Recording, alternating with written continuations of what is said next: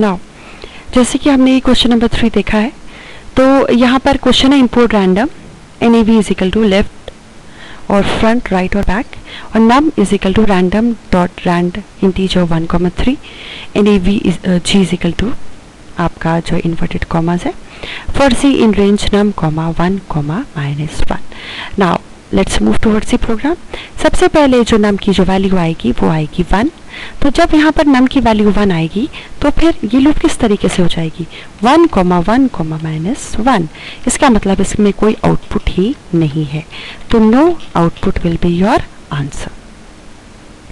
Next, अगर आपकी जो नम की वैल्यू है वो 2 हो जाएगी, तो फॉर C इन रेंज 2, (1, -1), यानी कि 2 आपका सिर्फ 2 ही एग्जीक्यूट होगा और उसके बाद कोई भी एग्जीक्यूशन यानी कि -1 करने के बाद तो यू विल रीच 1।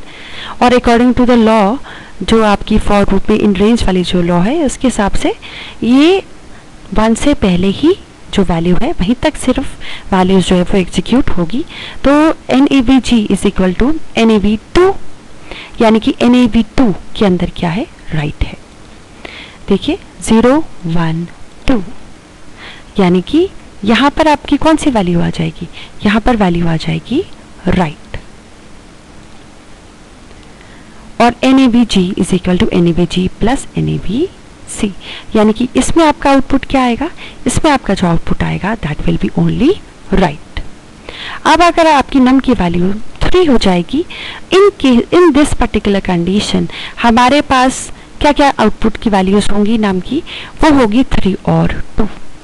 यानी कि जब 3 होगी तो हम प्रिंट करेंगे बैक, और जब 2 होगी तो हम प्रिंट करेंगे राइट। और जब दोनों को हम इस आपस में जोड़ते हैं NAVG प्लस NAVC, तो आपका जो आउटपुट आएगा वो आएगा बैक राइट, बिकॉज 0, 1, 2, 3, यानी कि ये हो गया आपका जब वैल्यू 2 हुई, और बैक होगा जब आपकी वैल्यू 3 हुई नम की। तो आप बेटा यहाँ पर देख सकते हैं, यहाँ पर आपने नम की वैल्यू ले रखी है 3, इसके बाद हमने लिया है 1, फिर लिया है -1, तो ये डिक्रीमेंट है आपकी, यानी कि डिक्रीजिंग हो रही है। कौन सी वैल्यू डिक्रीज हो रही है, नम की जो वैल्यू है that is being decreasing out है। तो पहले 3 होगा, फिर 2 होगा, और फिर 1 तक तो ये पहुंचेगा ही नहीं। Now we'll move on to the next question. What are the possible outcomes executed from the following code? और इसके साथ हमें मैक्सिमम और मिनिमम वैल्यू जो पिक की है उसको आपको मेंशन करना पड़ेगा। तो जो मैक्सिमम वैल्यू है पिक की दैट इज 3, और जो मिनिमम वैल्यू पिक की है that is 2। Now we'll move on to the program. City की वैल्यू से रखिए लिस्ट के अंदर दिल्ली, मुंबई, चेन्नई और Kolkata for I in city. Now for J in range, अब देखिए वही वाला आप ये क्वेश्चन हम पहले भी कर चुके हैं, लिस्ट वाला क्वेश्चन है। तो फॉर I इन सिटी में सबसे पहले हम जो वैल्यू सिलेक्ट करते हैं दैट इज दिल्ली। सबसे पहले हमने जो क्वेश्चन I की वैल्यू सिलेक्ट की थी that is Delhi. For J in range 1, pick. अब देखिए पिक की जो सबसे पहले वाली जो वैल्यू है वो है 0।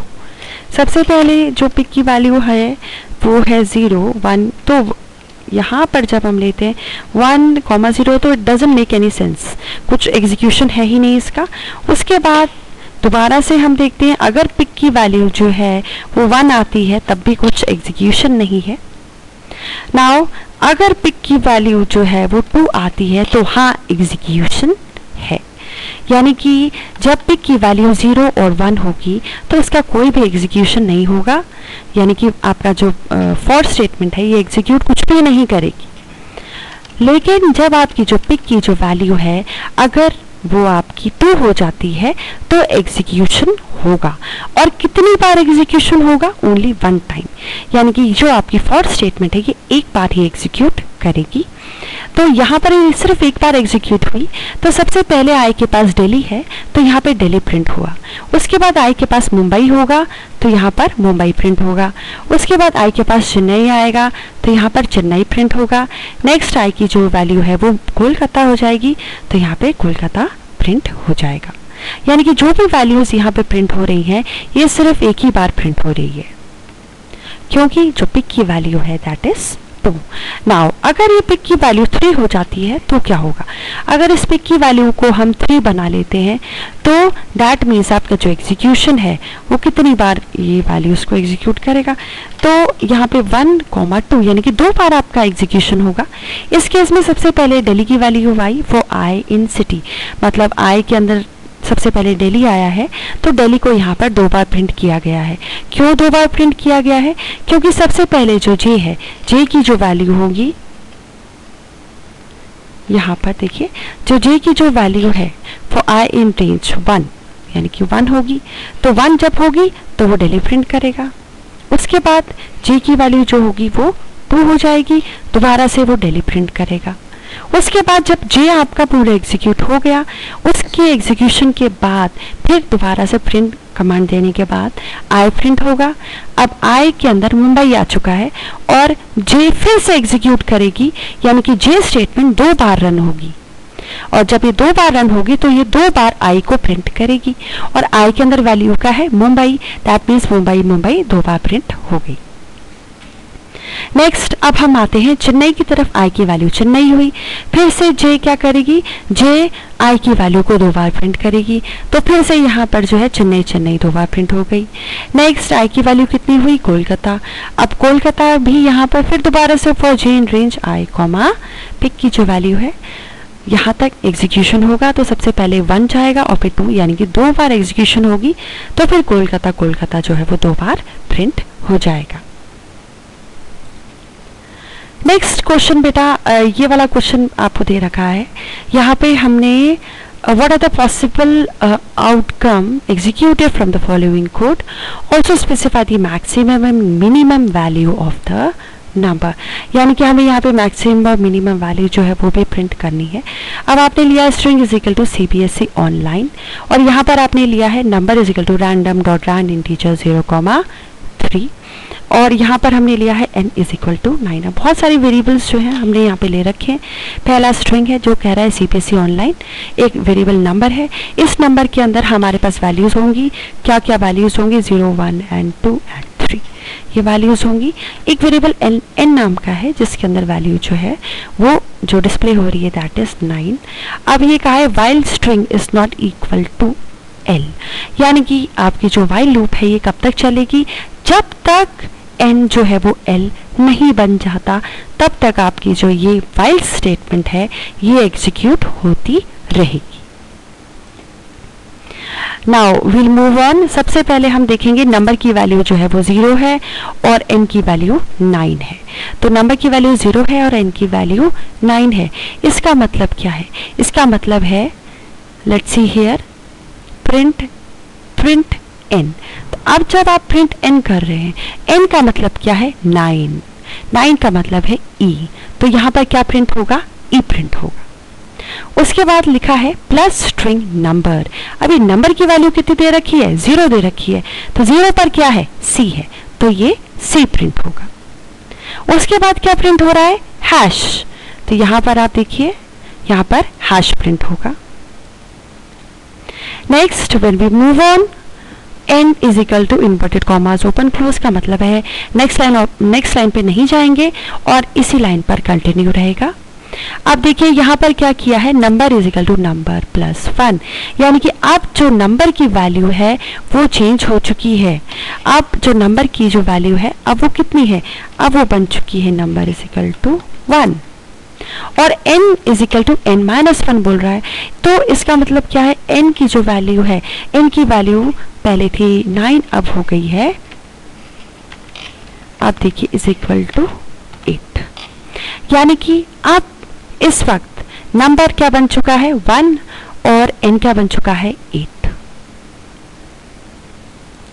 नाउ फिर दोबारा से ये प्रिंट होगा नंबर n, तो नंबर n आप देखिए 8 है और 8 का मतलब है n, तो n प्रिंट हुआ।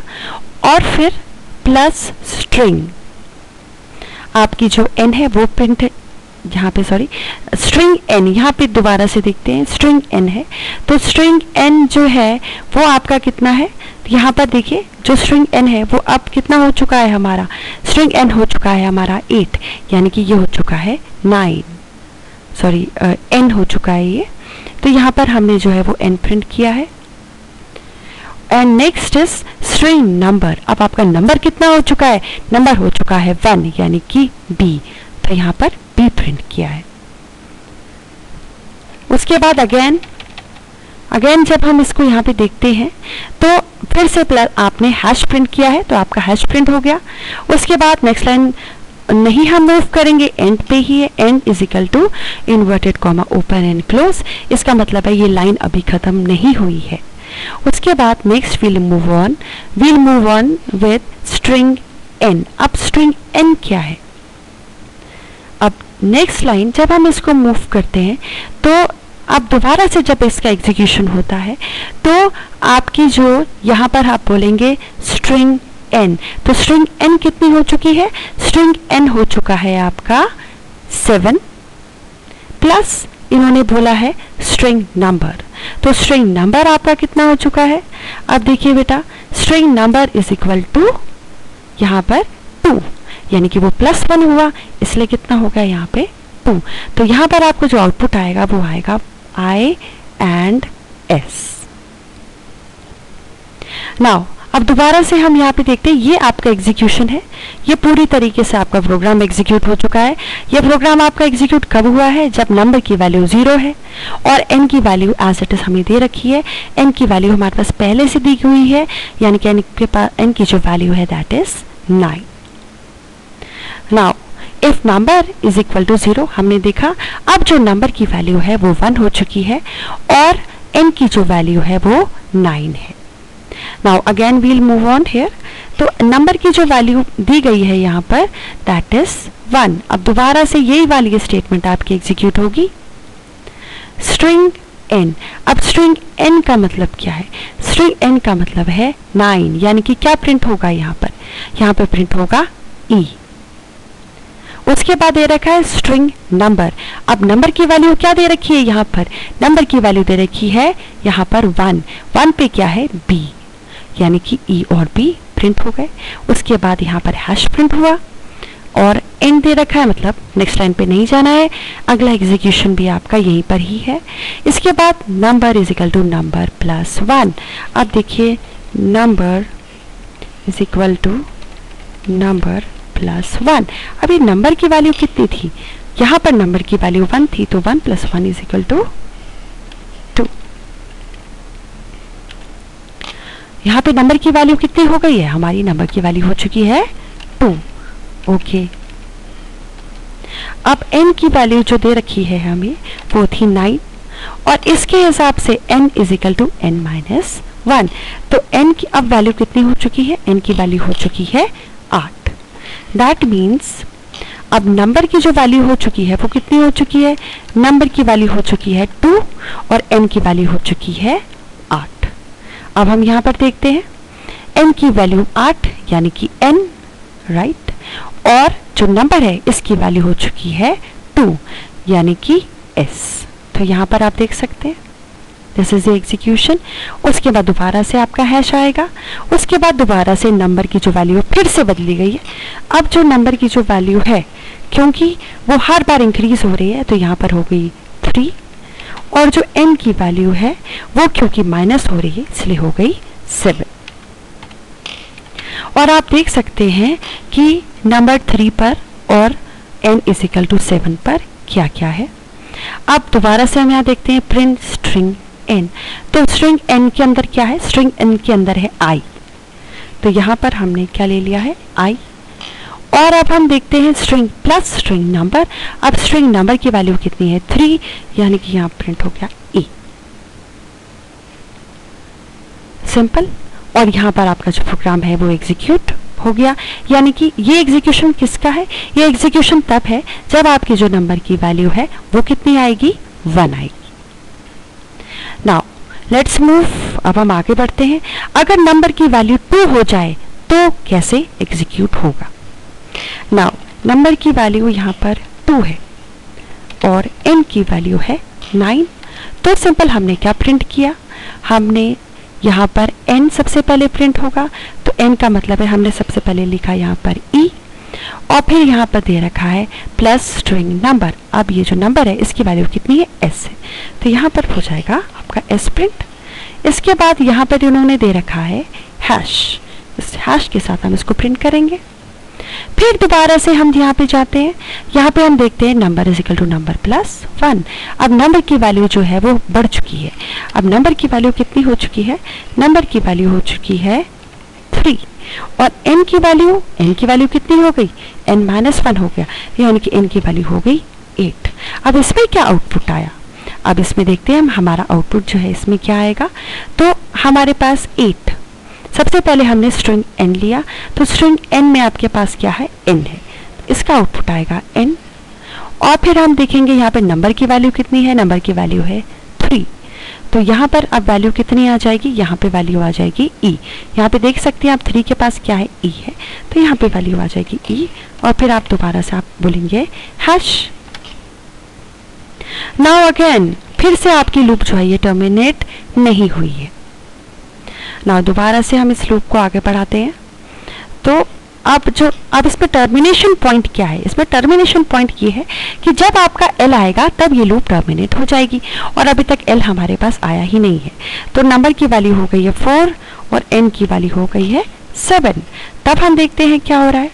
अब इसके हिसाब से स्ट्रिंग n, तो स्ट्रिंग n की वैल्यू कितनी है, i, ओके, और प्लस स्ट्रिंग नंबर, तो नंबर की वैल्यू कितनी है, o, ओके। अब ये भी प्रिंट हो गया।